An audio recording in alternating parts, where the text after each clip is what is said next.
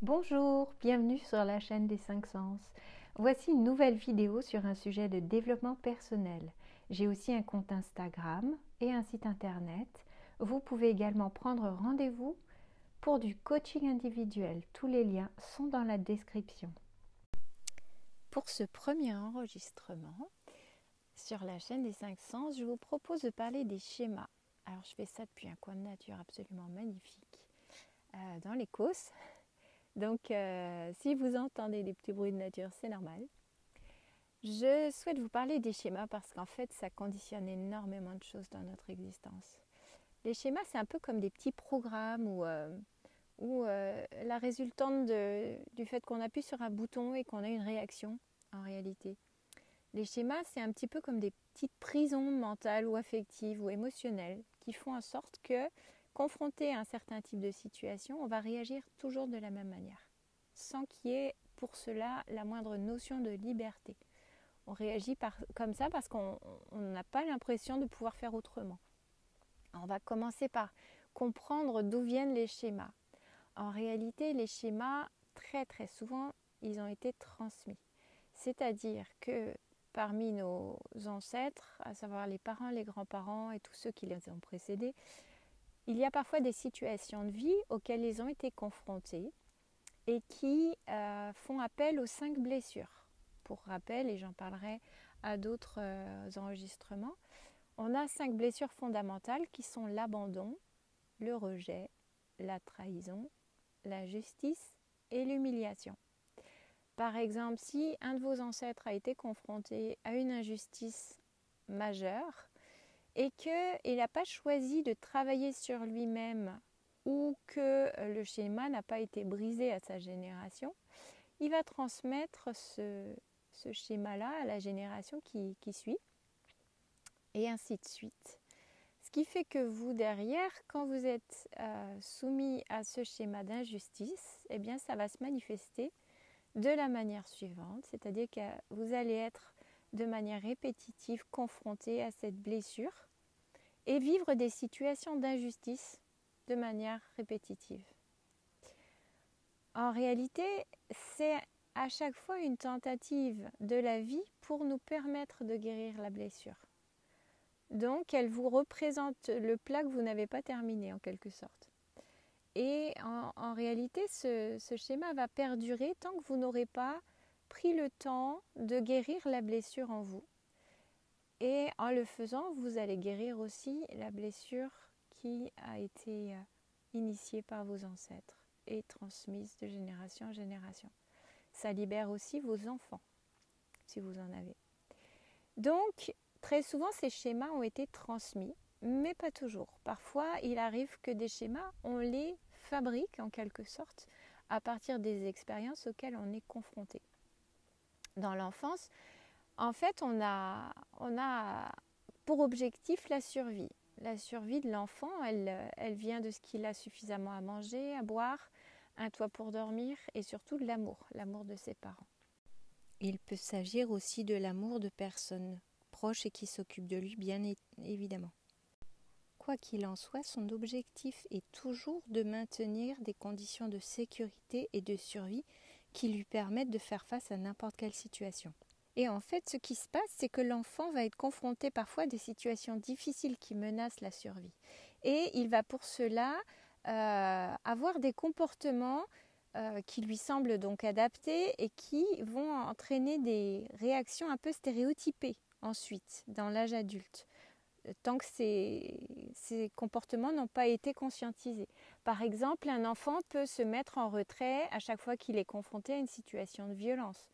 Ça peut être aussi de se mettre à être dans le conflit, d'attirer l'attention sur lui par le conflit. Ça peut être aussi attirer l'attention par la plainte.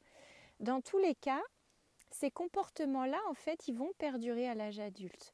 C'est-à-dire que confronté à une situation qui ressemble au niveau de l'inconscient à la situation qu'a vécu l'enfant, eh bien, il va toujours développer les mêmes types de réactions. Et on a un schéma à ce moment-là qui a été formé par l'expérience. Alors pourquoi les schémas sont-ils si formidablement puissants dans notre vie ? pour schématiser, je vous expliquerai un petit peu que l'esprit, imaginez que c'est un petit peu comme un immense entrepôt. Dans cet entrepôt, il y a une toute petite partie, mettons que sur 100%, eh bien, il y aurait 1% de cet espace qui est dédié juste à l'esprit conscient. Tout le reste, c'est l'esprit inconscient. Donc l'esprit inconscient, il enregistre tout depuis le début de votre naissance et même avant, en termes de tout ce que les 5 sens ont pu enregistrer, tous les souvenirs, toutes les expériences, toutes les phrases. Il comprend aussi tous les schémas qui nous ont été transmis et ceux qu'on a développés. Et c'est la raison pour laquelle ces schémas sont si puissants en réalité, puisque comme ils sont encristés dans l'esprit inconscient, eh bien ça va être hyper compliqué en fait d'agir dessus de manière consciente. Donc c'est un petit peu comme un comportement automatique pour lequel on n'aurait même pas la clé en fait. Et c'est ce qui rend ces façons de fonctionner aussi déroutantes et aussi compliquées en fait à modifier. Et c'est tout l'intérêt du travail sur soi. Je vous donne l'exemple des schémas amoureux qu'on peut développer. Par exemple, en fonction du couple qu'ont formé nos parents, on en a tiré un certain nombre de schémas sur la relation amoureuse et la manière dont un couple doit fonctionner. Soit par mimétisme en essayant de copier le modèle parental, soit par opposition en se mettant à contre-pied. Mais dans les deux cas, on n'a pas de notion de liberté puisqu'on le fait en fonction de quelque chose d'autre.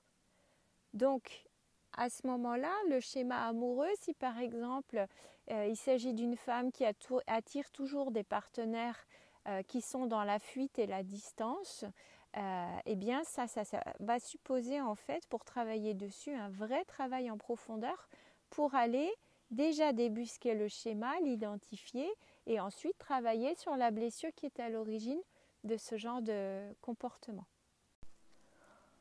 Pour travailler sur les schémas, il y a une chose importante à garder en tête, c'est que en fonction de la blessure qui est à l'origine du schéma, il va falloir en fait adopter le comportement inverse à celui qu'on a d'habitude. Donc par exemple, pour une personne pour qui l'engagement est quelque chose d'hyper compliqué, le schéma, il est vraiment un schéma de type évitant, c'est-à-dire qu'à chaque fois qu'il y a une notion d'engagement, par exemple dans la relation amoureuse qui se met en place, la personne va avoir tendance à prendre la fuite. Eh bien, briser le schéma, ça va consister à justement dépasser le réflexe habituel pour essayer de s'engager auprès de la personne qu'on aura choisie. Et ça, en fait, par rapport au cerveau, ça va enclencher de nouveaux mécanismes et de nouveaux sentiers neuronaux qui vont permettre, en fait, à la personne de dépasser ces schémas et d'agir le plus librement possible dans le domaine de vie qui est concerné. Et la bonne nouvelle, c'est que derrière, il y a une vraie notion de liberté qui s'installe parce que vous êtes en mesure de réaliser des choix qui sont vraiment le reflet de qui vous êtes vraiment et non pas des choix qui sont vraiment en fonction des schémas que vous auriez pu développer ou dont vous auriez pu hériter. Donc c'est vraiment vous que vous allez rencontrer à l'issue de ce travail. En tout cas, c'est tout le bien que je vous souhaite. Merci d'avoir écouté cette vidéo. N'hésitez pas à liker cette vidéo si elle vous a plu et bonne journée à tous.